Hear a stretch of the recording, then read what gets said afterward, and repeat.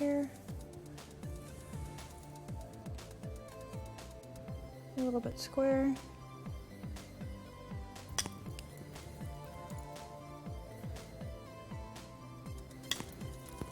All right.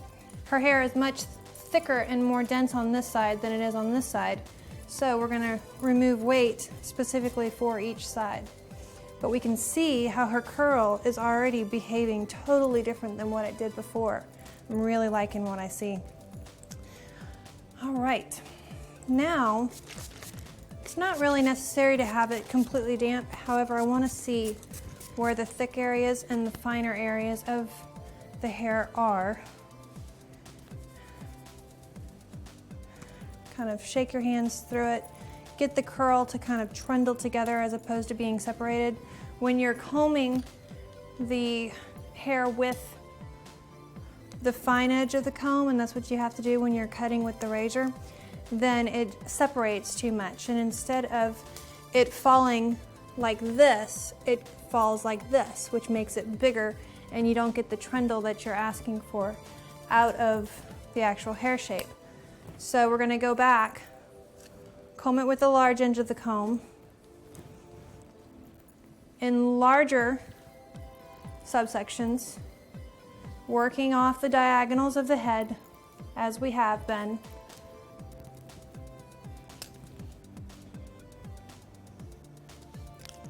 We're gonna go in, comb out. Still use the fine areas of the comb. Go in with your shears and notch through it.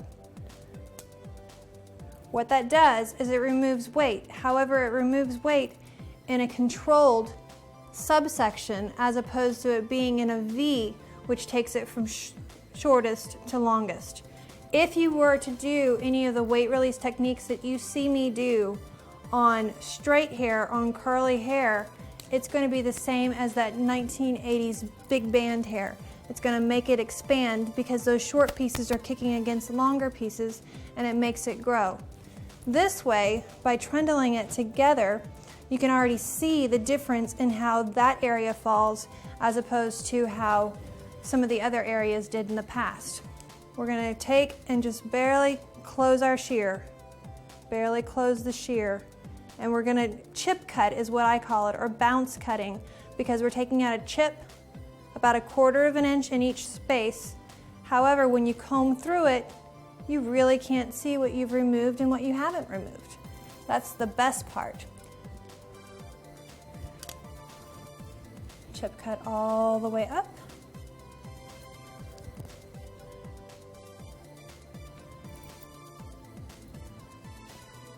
Thick areas. Never going any higher up than the midsection of the hair. That's a nice little rule of thumb. The hair naturally bends at the midsection of the hair, and you don't have to worry about any of those short pieces that stick up and say, hey, I'm not going to do what you asked me to. It's a nice little forget you spot. We don't want those. We want control. See the difference in the way that her hair is trundling even after we've gone through it with a fine-tooth comb, literally. Through here. There's a heavy area here. However, I want a little more control right here. Go to the other side. Finish what we were doing.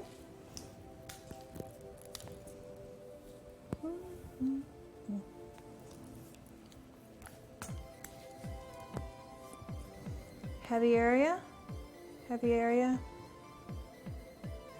Remember I said her left-hand side of her head is a much more dense space. Only where the hair is the thickest do we remove weight. If you remove it where it's not needed, it will collapse your style. What we're gonna do in just a moment, after we get finished removing weight, we're gonna go rinse all of this loose hair out. Apply some curl cream. Nick Aroja has been sweet enough to let us use some of his products. It's in a wonderful packaging and fragrance, and the product is amazing, and I've really enjoyed using it because it has a really nice hand to it. It's not a real thick product line. And it goes through the hair nicely.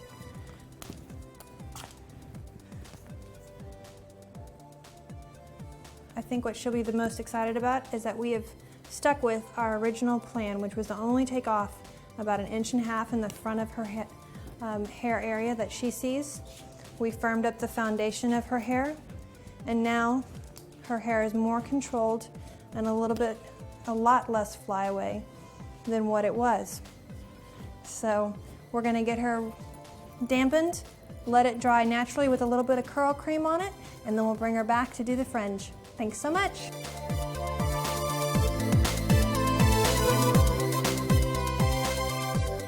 Remember, we were talking about a nice, great bang or fringe that will gently kiss right underneath the eyebrow and really bring out her hazel eyes.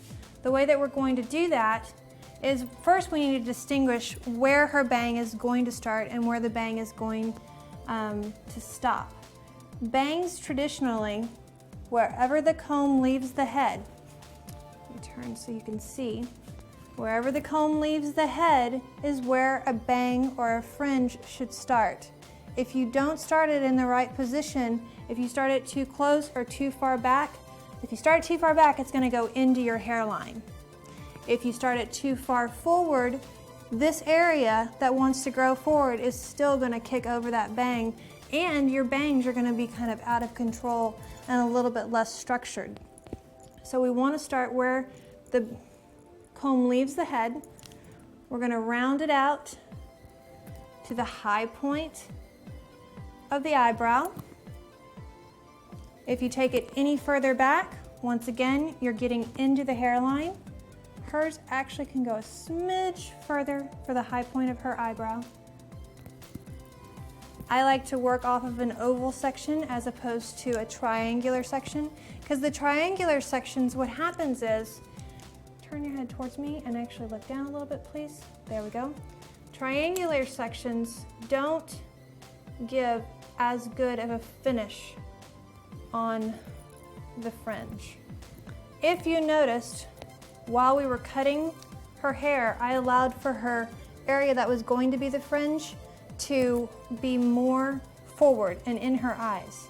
Generally, as stylists, we don't want our clients' hair in their eyes. However, this allows for me to see where her hair is naturally gonna fall and where it's not gonna fall. So if she has any cowlicks that are gonna be a surprise for us, they would have already shown up. I don't see anything that's going to impede her having a fringe in any way, shape, or form. So I think she's definitely a great candidate for a fringe. We're gonna work this in 3 different subsections. We're gonna zigzag out her fringe. What this will do is it will allow for it to have idiosyncrasies in it and be soft. We see how her hair naturally moves and shapes. So we're going to pull it forward, chin up for me please. Pull it forward. And for my sake, I'm gonna cut it at her nose, straight across. That way it's the beginning of the fringe. Now, turn slightly this way. So for the sake of me seeing what I'm doing, I'm gonna go in, I'm gonna point cut one way with my Kaiden shears, because they have amazing tips and it's our new technology. The blades are a lot like our plier straight razors. They cut very true, a great Japanese shear. The most important thing is they are literally switchblade shears. You can change the blade out whenever you're ready to have them sharpened. All right, so we're starting to see how her fringe shapes up. We'll leave this alone on that end. We're gonna allow for some more of this lace to come down. Using the tip of my comb. Pull that back. I'm not pulling it down really hard. I'm allowing for her natural face or hairline to pull up.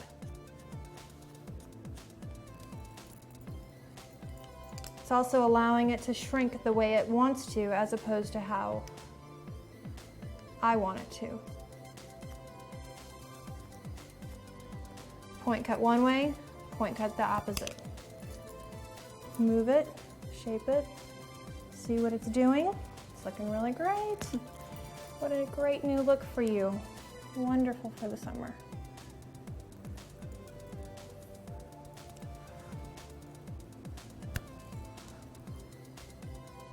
Make sure I have everything that I need to have.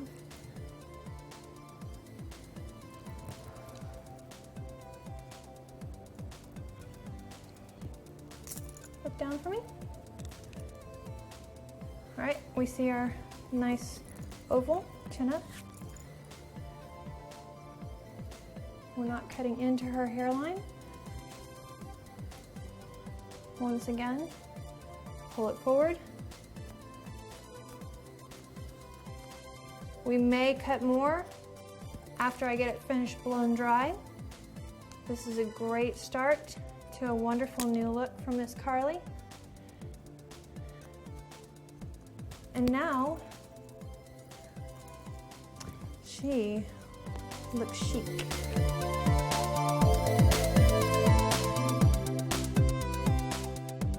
We let Carly dry naturally and we're seeing how the cut has fallen, and now we can see that we have more firmness on the edges. The curl is trundling better. We are going to remove a little bit of length right here. I like the disconnection between her previous face frame and her new fringe, but we need to soften this out a little bit more using the guidance. I'm going to follow the way her natural wave does. This is hair that is only in front of the ear. I like to carve every individual piece in with the natural wave. It makes it behave better and grow out nicer as time goes on. Now over here, exact same thing. I'm seeing a little bit of length here. I want to remove that. I'm going to soften this through here, firm up those ends.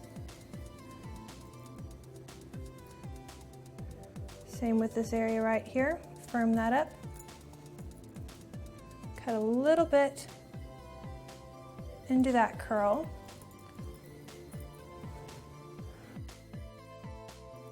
Okay, so now what we're going to do, we've done our face frame. Love what it's doing.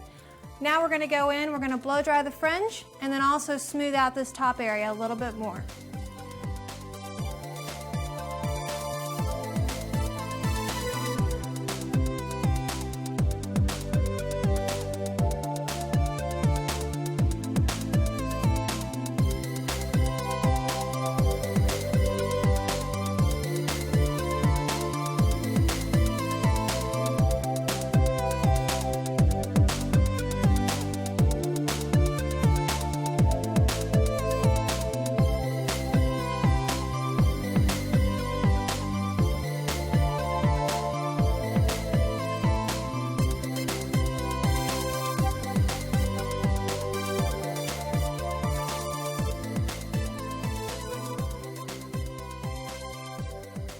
All right, well, Miss Carly, I think it's about time to show your new do to you. I'm so excited. Let's see the mirror. Ta-da. Oh my gosh. Oh my gosh. I love it. It's so cute. We keep it smooth through the top, and then it's really gonna open up and accentuate those eyes. And of course, you already have an amazing smile, but this just helps to really give it a little bit more edge and very editorial. Oh, it's great. I love it. Yay! All right, we'll get ready for the photo shoot now. I'm Christy Waldrop with Jatai International, and we look forward to seeing you soon.